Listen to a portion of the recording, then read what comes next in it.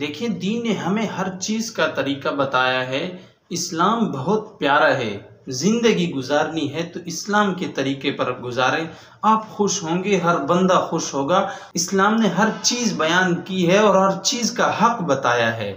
کتنا پیارا اسلام ہے، قربان جاؤں شریعت مطہرہ پر، جس نے ہمیں ہر چیز کا طریقہ بتایا ہے، باتھ روم کا طریقہ بتایا ہے، ہر چیز کا طریقہ بتایا ہے۔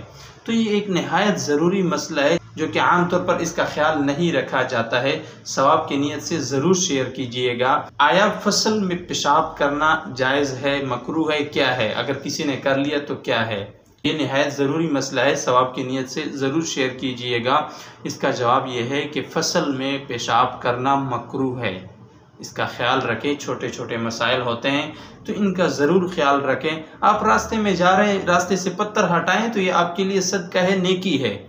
تو دین نے بہت پیارا طریقہ بتایا، ہر چیز کا طریقہ بتایا ہے۔ اللہ تعالی ہم سب کو دین پر استقامت کے ساتھ چلنے کی توفیق عطا فرمائے۔ جزاکم اللہ خیراً۔